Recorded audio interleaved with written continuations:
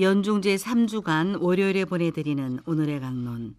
담당의 천주교 대전교구 서산 동문동 성당 주상현 신부입니다. 오늘 복음은 마르코 복음 3장 22절에서 30절까지의 말씀입니다.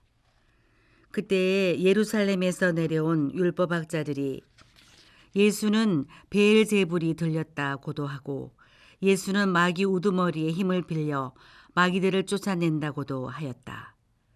그래서 예수님께서는 그들을 부르셔서 비유를 들어 말씀하셨다.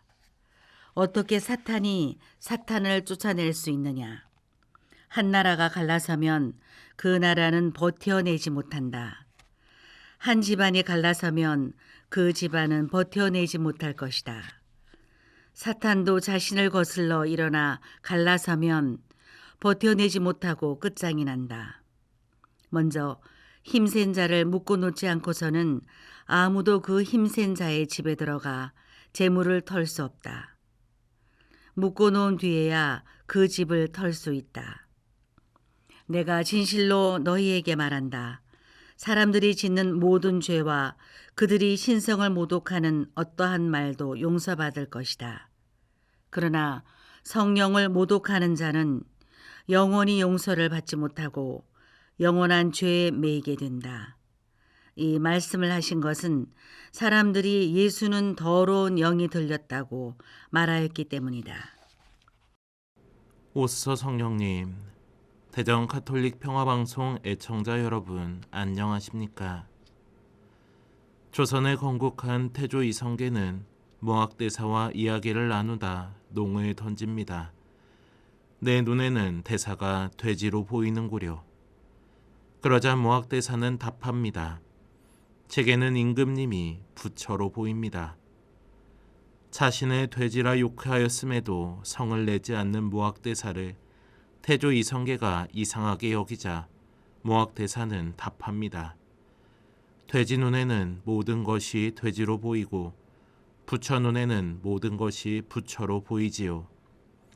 세상을 바라보는 눈이 결국 자신의 상태를 드러낸다는 이 이야기처럼 우리가 세상을 바라보는 시선을 통해 각자의 모습은 어떠한지 돌아볼 수 있습니다.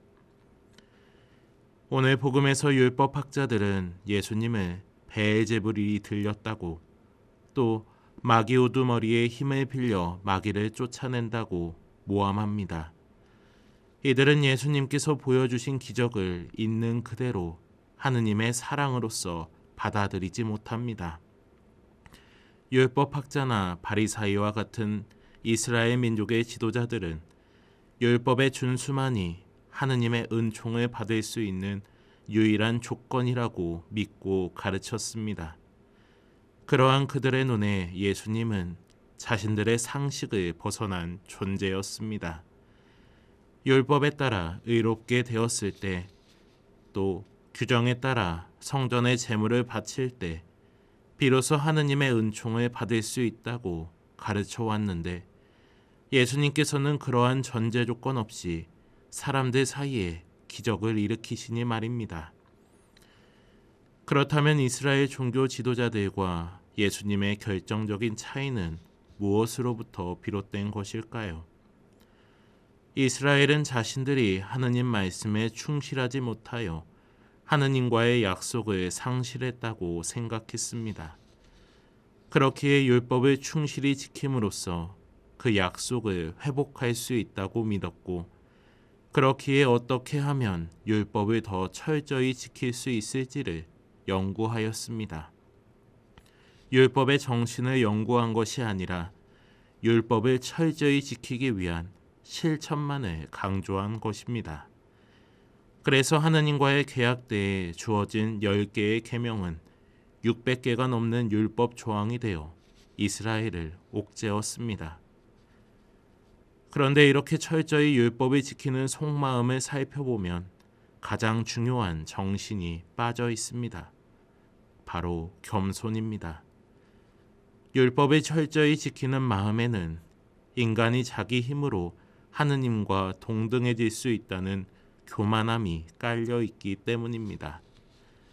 인간의 잘못으로 하느님에게서 멀어져 은총을 잃은 것이기에 언제고 율법을 철저히 지켜 합당해지기만 하면 하느님의 은총을 다시 회복할 수 있을 것처럼 착각하는 것입니다. 하느님 앞에서 버려야 할 교만함이 율법을 지키는 마음에 교묘하게 혼재되어 있습니다.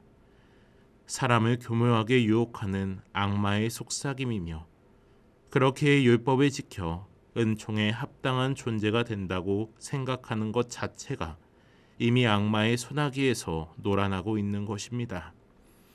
그리고 앞서 말한 이야기처럼 돼지 눈에는 돼지만 보인다는 말처럼 율법 학자들의 생각으로는 예수님의 생각을 도저히 이해할 수 없었습니다. 그러나 예수님의 시선은 율법 학자들과 달랐습니다. 예수님께서는 하느님께서 베푸시는 사랑을 너무나 잘 알고 계셨으며 그 사랑을 알려주기 위해 이 세상에 오신 분입니다. 합당해야만 사랑받는다는 잘못된 생각에서 벗어나 복음을 선포하십니다. 하느님께서 이 세상을 너무나 사랑하신 나머지 당신 외아들까지 내주셔서 그를 믿는 이들은 영원한 생명을 얻게 될 것이라는 기쁜 소식입니다. 하느님께서는 우리가 합당한 상태가 되었을 때 비로소 우리를 구원하시는 분이 아니라 우리를 사랑하시기에 먼저 움직이시는 분이십니다. 예수님께서 조건 없이 베푸신 기적들도 이러한 하느님의 사랑을 보여주는 것입니다. 과연 우리는 교만한 율법학자의 눈으로 세상을 바라보고 있을까요? 아니면 예수님의 눈으로 세상을 바라보고 있을까요? 율법학자의 눈으로 세상을 바라보면 감사할 일이 없어 보입니다. 지금 누리는 것에 감사할 줄 모르고 더 많이 실천해야만 하느님께서 보상해 주실 것처럼 느껴집니다. 나에게만 하느님의 은총이 부족하고 남들만 하느님께 은총 받는 것 같아 부럽기까지 합니다. 하지만 예수님의 눈으로 세상을 바라보면 우리는 하느님께 투정 부릴 새가 없습니다. 우리가 존재한다는 사실 자체가 이미 하느님께 사랑받고 있다는 증거이기 때문입니다. 하느님의 사랑을 온전히 알아보셨던 그렇기에 당신의 모든 것을 하느님의 뜻을 위해 내어드릴 수 있었던 예수님의 눈을 닮으려 노력해야 할 것입니다. 그렇게만 된다면 우리에게 주어진 모든 시간이 하느님께 감사드리기에도 부족함을 느낄 것이며 우리는 언제나 사랑받는 기쁨 속에서 살아갈 것입니다. 오늘의 강론, 지금까지 담당해 천주교 대성교구 서산 동문동 성당 주상현 신부였습니다. 내일도 주상현 신부의 강론이 계속됩니다.